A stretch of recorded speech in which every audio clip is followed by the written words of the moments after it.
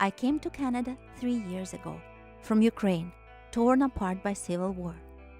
I was looking for clear skies, peaceful days, and a safe place for my son to grow.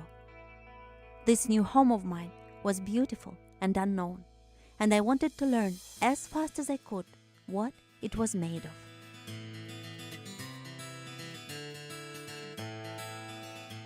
English culture in Nova Scotia is everywhere.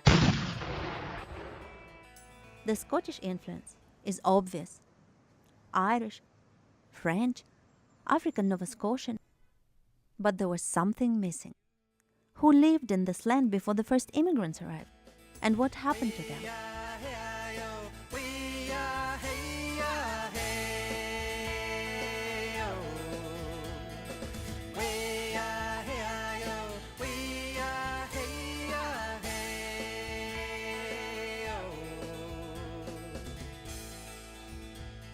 Ceremonies and medicines, the hunt, the drumming and song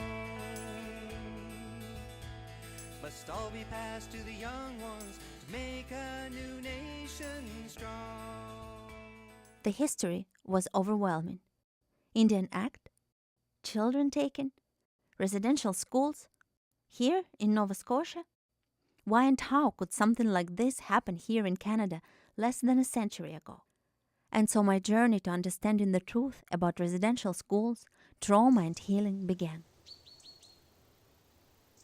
I've put all those memories somewhere. I don't have a lot of memories of my childhood. The one thing I remember the most about residential school is the sense of fear, because they fostered the sense of fear. They fostered fear constantly, so I feared everything.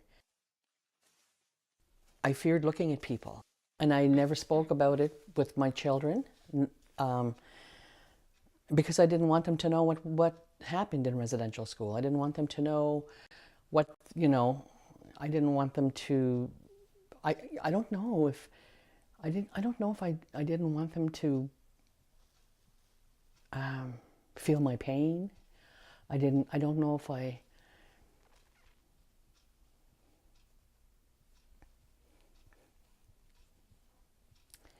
No, but I didn't tell them. I have never been to a residential school. I've never been inside one. But if I drive past one, everything inside of me clenches. I get overloaded with stress. I shut down. I don't want to cry. I want to break windows. I get really angry. And I feel muffled. I feel like there's no place still to... It's a world without words. It is totally a world of feelings, of nightmares that we have simply inherited. You're a child, and you're taken as a child from a place of love, from a place of rich culture, and you're put in this place where there is no love, and the only culture is domination, abuse, and power. Everything centralized around power. The nuns, the priests, and the lay brother, everything that they did was to exert their power over the children in their care. And my dad describes his experience as a series of violations, of abuses. The psychology of the Indian nature is often obscure to those not of that race. Only by patience can alien virtues be brought to flower in the Indian character, to brighten their shadow lives with the splendor of the gospel truth. The first residential school opened in 1830. By 1920, it was compulsory for all Indian children to attend residential or day schools.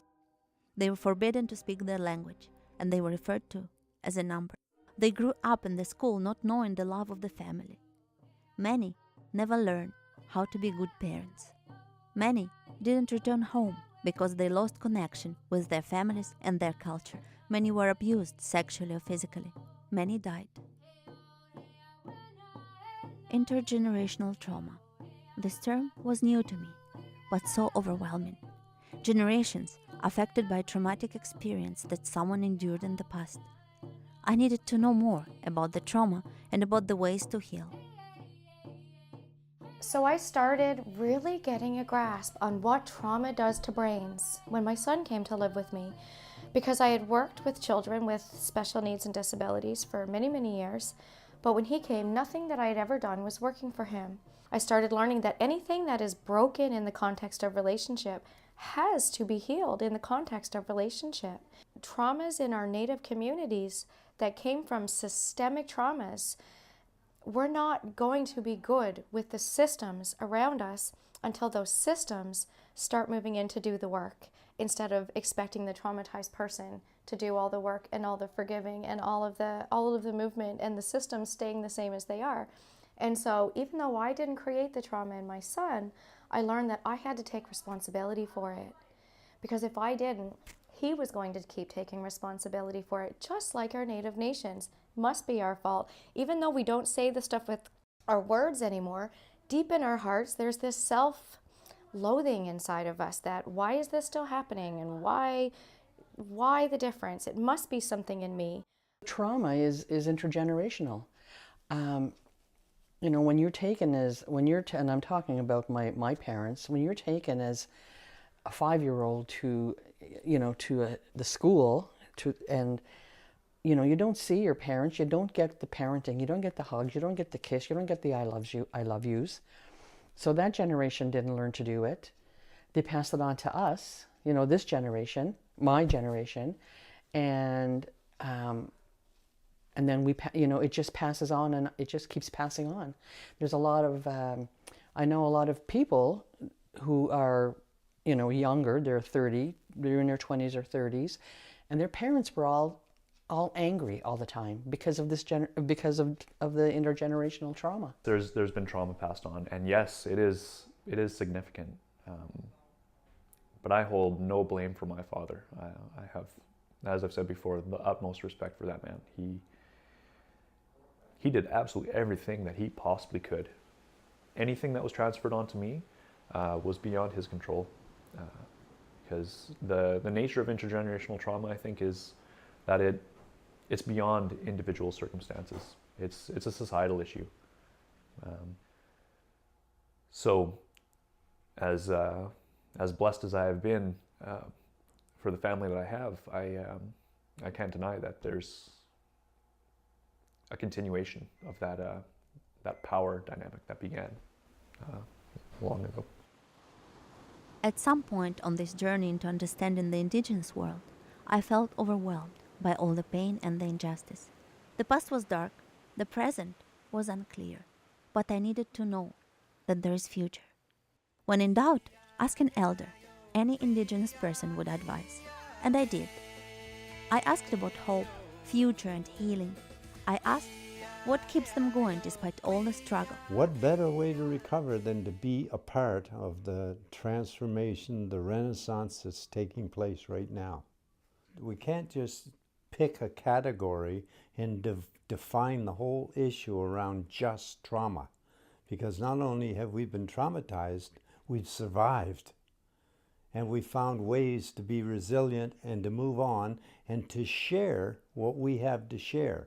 What often gets forgotten is all the pain and the suffering produced something very valuable. It produced a way of dealing with the world that we live in an indigenous, sacred way. And that's something that we can share with people. You would say to me, Quinta sa ninsekwakin. How about you? How are you doing? Nisomis is my grandfather. Kimisomis is your grandfather. For healing to happen, I think people have to feel like they're valued. People have to feel that their opinion matters. The big thing is acceptance and inclusion. Include us. So it's inclusion, it's acceptance, it's understanding the very basic protocol. I think that's how people are going to start. If I was to meet myself at 5, a terrified 5-year-old, I would say, I think my words of encouragement for her would be to not let spirituality go. Because I did for a while. I did for a long time. I let my spirituality go for a long, long time. But I find the most powerful healing thing is go back to the culture, the language. And when you do that, then that's part of the healing process. If we can't go back to who we are, then we're just accepting somebody else's definition of what we are. A large reason why my culture has been such a big part of my life is because our culture has been so prominent, it has been everything in my family's healing from the trauma that my dad experienced in the orphanage. He was taken as part of the 60s scoop. I think what keeps me going is more and more coming to the realization of how important respect for the land and the culture and learning the language, how important that is, and to believe that that's what we have going forward. This is the blanket exercise. It started in 1996, and today, just months after the final recommendations of the Truth and Reconciliation Commission were published, many people are coming together to learn the truth and to start healing. The blankets represent, we use it in the blanket exercise to represent Turtle Island, so it becomes the land first. But it's also used because blankets were used very much in trade. So when the Europeans came over, they traded with blankets and gifted blankets. It is an activity for people to come together and to experience the indigenous history in a very real way. You asked about the first blanket exercise and why that was so powerful. So we were sitting all Dutch, white, immigrant people that were at that blanket exercise. And there was one woman who shared, she was a house mom at age, I think 18. She had just come from Holland. And so she was house mom to these children on the Six Nations Reserve in Brantford. She said, I had no idea. I had no idea that this was happening, that children were being abused. And she said, I just loved the children. People cry, share very personal stories, become closer to their indigenous brothers and sisters, and get ready for healing. It's the eighth prophecy that is now. Yes, we are at that place. So we need to recognize, first of all, that the healing is already taking place by the people that have been traumatized. That is already taking place. The initiative has already started by the young people who are waking up the people that are older than them. That's part of our prophecy anyway. That was prophesied 7 generations ago, and we are here right now living in the age of prophecy. One of those things that were talked about was the coming of a lighter skinned race and some of the things that would fall out from that, and they foresaw the disappearing of the children and the disappearing of the ways, and they predicted the genocides, they predicted the drug and alcoholism, but then they said, From the beginning of trauma, from first contact, our people, the Anishinaabe people, would experience 7 generations of decline, 7 generations of struggle, and that we would have to work very hard to maintain the knowledge of who we are. The 7th generation are the leaders. They're the ones that are going to bring the people out of, out of marginalization, all, where we are. at that time, what will happen if they get the support they need from the elders and the teachers who are starting to forget. It even talked about the embarrassment and shame that our elders would feel as they realize they've forgotten so much because it was so illegal for such a long time. That if the young people that were asking the questions were able to find the answers, that the sacred hoop would be reformed by the 8th generation. But that sacred hoop can only be formed by the 4 colors and everybody in between of humanity. There is not one color that can save the world. No place is perfect. I came here escaping the war to learn that this safe and sound Western world was built on pain and struggle of the indigenous people. But it is this imperfection that gives me hope. The seventh generation prophecy also says that the light-skinned people will be given a choice between the two roads. If they choose the right road, together the nations will light the fire of peace and brotherhood. Let's not choose the wrong one. We are returning in great numbers for revival in our land. Mother Earth is ill and fading. We are coming to lend you a hand. The young have parted from our way.